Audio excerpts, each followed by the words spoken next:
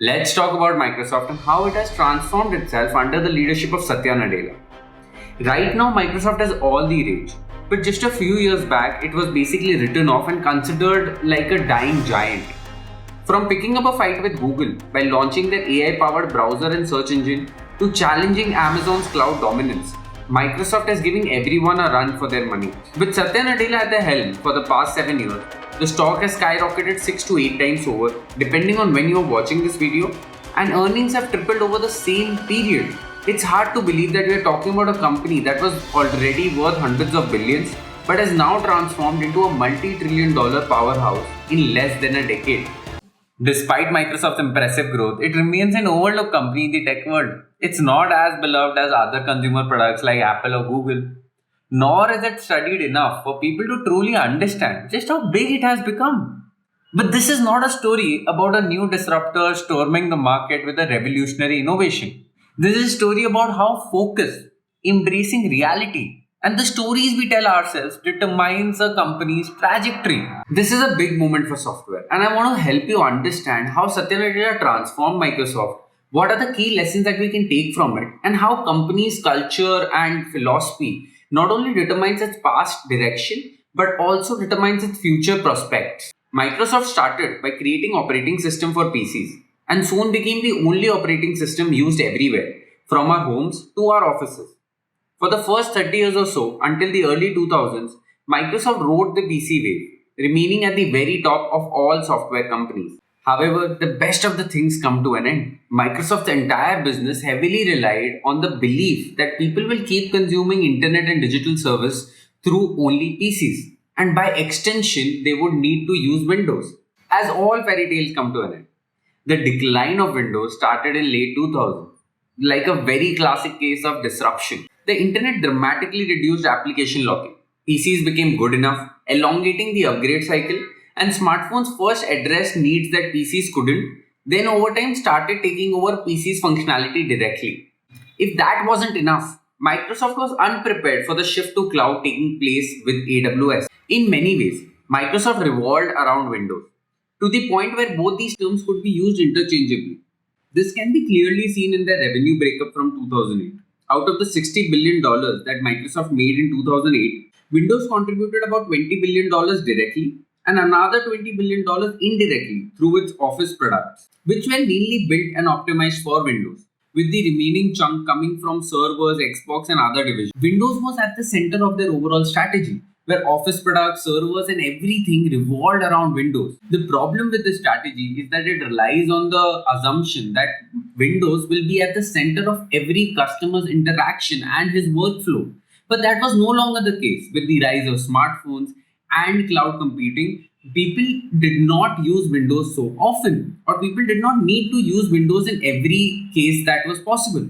Microsoft, whose revenue was $60 billion in 2008, was making about $80 billion by 2014. For comparison, Google's revenue went up 3 times and Apple's went up 7 times during the same time period. Microsoft had basically missed the wave of smartphones and browsers entirely, or so it was beginning to appear. Their insistence on making Windows great again by building Windows Phone or keeping apps and functionalities limited to their ecosystems and servers was not meeting customers where they were, but insisting that customers come to where they wanted them to be. He pulls out this iPhone. What was your first reaction when you saw that? $500 fully subsidized with a plan? I said, that is the most expensive phone in the world, and it doesn't appeal to business customers because it doesn't have a keyboard, which makes it not a very good email machine. Now, it may sell very well or not. We have our strategy. We've got great Windows mobile devices in the market today. You can get a Motorola Q phone now for $99. It's a very capable machine. It'll do music. It'll do internet. It'll do email. It'll do instant messaging. So I kind of look at that and I say, well, I like our strategy. I like it a lot. This is where the story takes a turning point. There are only few times in history where you can clearly see the difference a single person can make. In 2014, Satya Nadella became the CEO of Microsoft. And he was not somebody new to Microsoft. Rather, he had spent close to 2 decades working at Microsoft. And he clearly knew what were the problem and what were the opportunities that he could target.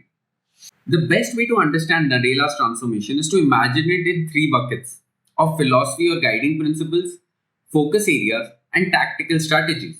Whereas the earlier principle guiding Microsoft were based on an us versus them mentality, where the only company that could exist is Microsoft, and everything that a customer does on a digital system has to originate from Microsoft.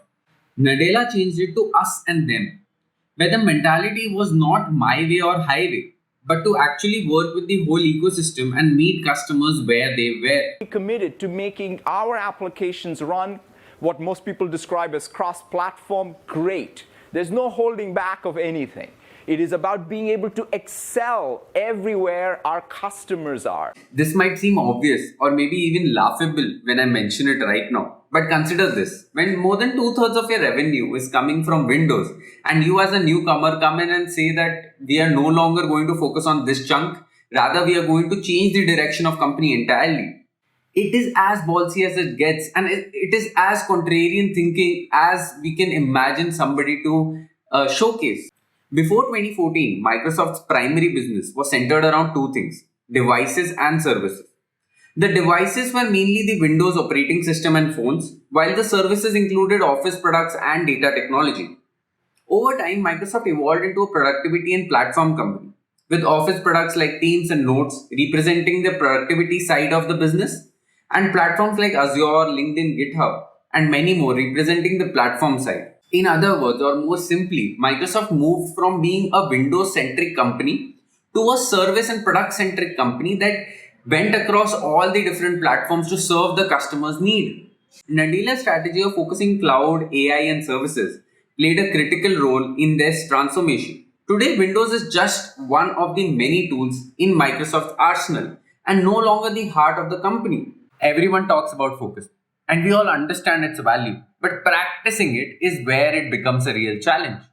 Primarily because it is so hard to gauge what to focus on, travel the fine line between being too focused and very distracted, and more importantly, when or what to not focus on. This is why Nadella doing it so perfectly was actually an anomaly and not the norm.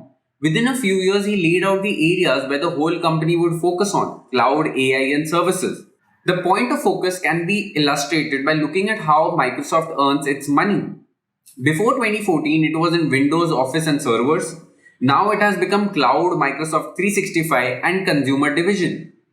Internally, Microsoft doesn't even have a separate division for Windows. It exists in a broader bucket of consumer products. If I were to ask you right now, what has been the fastest growing software company to reach $10 billion in annual revenue? Your immediate reply would be Google. But you would be very surprised to know that it is actually Microsoft Cloud, or Azure as we know it today. Even though Azure was 4 years late to the market as compared to AWS, it quickly catched up by learning from AWS's mistakes. Amazon had established that the future of computing would be in the cloud, and no longer would companies maintain servers on premises. To his credit, Nadella rode the wave perfectly. Azure has been gradually gaining market share over the last decade. Whereas at the start, AWS had more than 50% market share, which has now become less than 30%. Azure has grown from a single digit market share at the start of this decade to becoming the second largest cloud platform with 21% market share. This brings us to the two key strategies that are behind Microsoft's transformation. But before going deep into that, I want to give you a bird's eye view of how Microsoft makes money. And according to me, Microsoft represents the most diversified of all of the tech giants. In 2022, it earned close to $200 billion, with about 40% coming from the cloud, 35% from productivity and business processes, mainly from Microsoft 365, and the remaining 25% from consumer products like Windows, Xbox, and others. Microsoft's transformation from 2008 to 2014 and up to the present day is remarkable, and it's almost like a new company altogether. To make sense of Microsoft's strategies, let's start with top-down sales and leveraging existing enterprise relations. Even before cloud computing was a thing, companies managed their own servers in-premise, which often meant having Windows servers or having some sort of Office products. This long-standing relationship gave Microsoft a head start in scaling its cloud services, as it could leverage its existing connections with enterprise customers and also the fact that customers were already familiar with using Windows and Office products, unlike other cloud companies such as Amazon and Google, who had to build these relationships and the familiarity from scratch. And this has worked wonderfully for them. Microsoft was able to leverage its top-down sales motion. And at this point of time, the majority of Fortune 1000 companies use Azure as their cloud computing platform. This advantage is further amplified when you combine it with their second strategy, that is of basically packaging and bundling their products together. The core principle is very simple, that even if their individual products might not be the best in the market, but as a whole, it becomes a much more enticing and a product that is much more easier to sell to the customers.